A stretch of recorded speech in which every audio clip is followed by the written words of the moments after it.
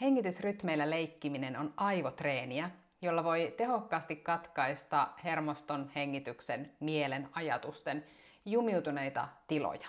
Jumiutuneita luuppeja, jotka tuntuu vain jatkuvan. Esimerkiksi tietynlaiset tunnetilat voi olla tällaisia, tai hikka, jonka katkaisemisesta kuulet kohta ja saat siihen myös tosi tehokkaan harjoituksen. Miksi rytmit toimivat? Tai jos me mietitään erilaisia hengitysrytmejä, kuten tasainen sisään- ja uloshengitys, tai kaksiosainen sisäänhengitys ja pidempi uloshengitys, tai tasainen sisäänhengitys ja 2 kertaa pidempi uloshengitys. Näitä rytmejä on monenlaisia.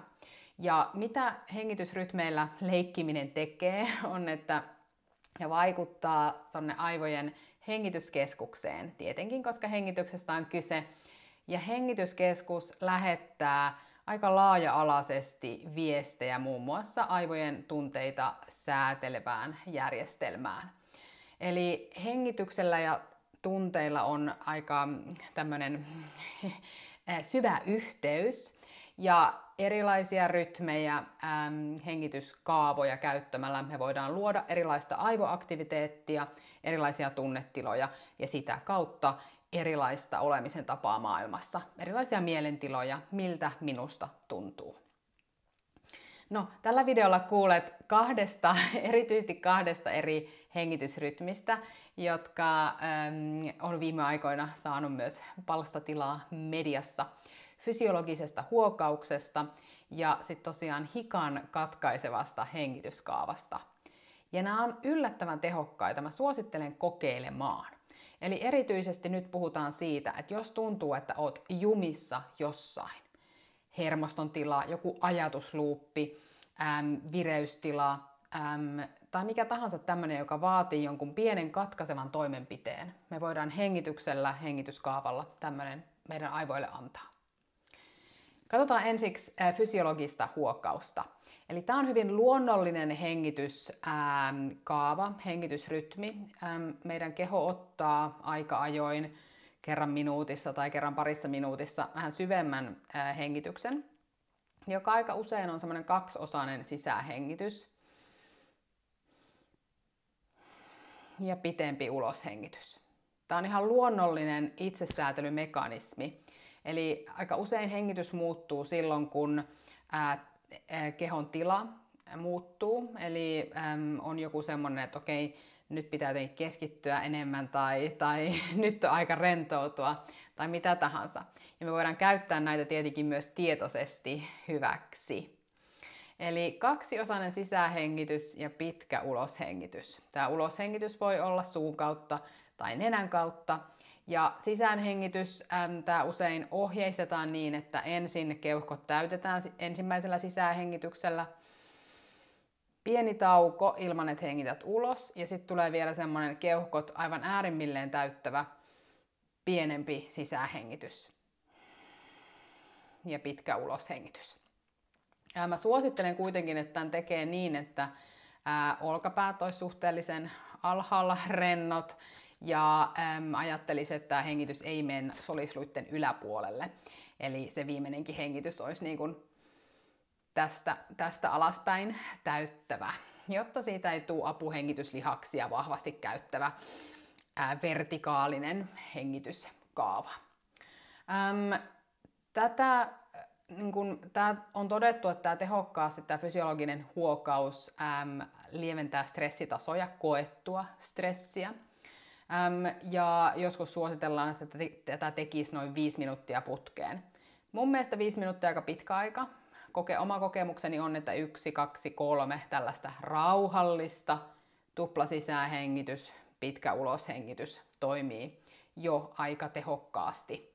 Ja varsinkin sitten, jos on ylihengitystapaa, eli hengittää koko ajan pikkusen liikaa tai pikkusen liian kiihkeästi, niin tämmöinen harjoitus voi myös vähän tuoda epämukavaa tunnetta tai jopa vähän semmoista tukalaakin oloa. Eli kannattaa kuunnella sitä, eli hyvin rauhallisesti. Mistä itse tykkään on, että nämä 2 tuplasisäänhengitystä hengittäisi tänne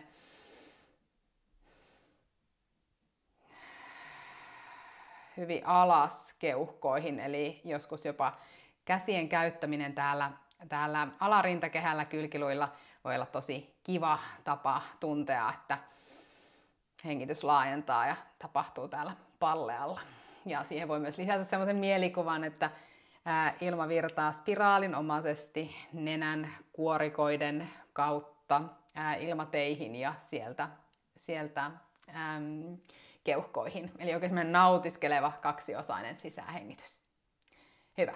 Tämä oli fysiologinen huokaus, eli pitkä uloshengitys siellä tärkeänä elementtinä voi olla suun tai nenän kautta.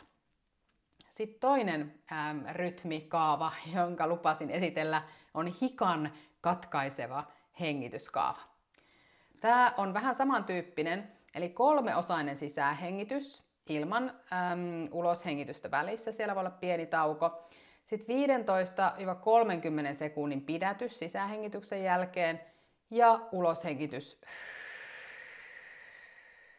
suun kautta. Tässä se suun kautta uloshengitys on suhteellisen tärkeä, eli tee se suun kautta. Ja tosiaan sisähengitykset tässä täyttää toki keuhkot, koska on 3-osainen, mutta suosittelen samaa, että ne pitäisi kuitenkin aika alhaalla täällä kehossa. Kokeillaan.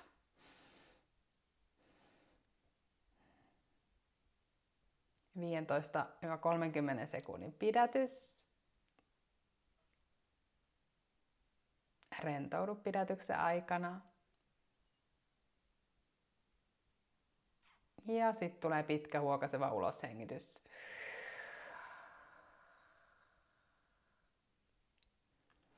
Ja yleensä hikka katkeaa jo yhdestä tällaisesta. Eli siellä voi tulla vielä sen pidätyksen aikana vähän hikottelua, mutta se pitkä uloshengitys yleensä katkaisee sen loopin. Eli hikkahan on freenisen hermon, joka hermottaa tuolta aivorungosta palleaa, eli aiheuttaa pallean liikkeen, saa aikaiseksi pallean liikkeen, sen semmoinen kouristustila. Ja se, että me vaikutetaan hengityksellä, nyt siis tämmöisellä tietyllä hengityskaavalla sinne hengityskeskukseen ja sinne aivorunkoon, josta myös se freeninen hermo lähtee, niin me saadaankin tämä kouristustila sieltä laukeamaan. Tässä oli 2 hengityskaavaa, jotka voi olla aika hyödyllisiä. Kannattaa harjoitella hikan katkaisevaa kaavaa myös, koska vaikka se ei tunnu välttämättä niin tärkeältä, mutta silloin kun hikka on päällä, alkaa ehkä epätoivoisesti miettiä, että miten tämän saisinkaan pois. Ja tämä hengityskaava on huomattavasti helpompi keino kuin nieleskely just hikan aikana tai joku muu veden litroittain juominen. Hyvä. Laita kommentteja alle tai lähetä muuta kautta viestiä, jos tulee jotain kysymyksiä. Käytä hengitystä nollaamaan tilanne. Ja on erilaisia keinoja. Tässä oli 2 rytmiä, joita voit kokeilla. Kiitos.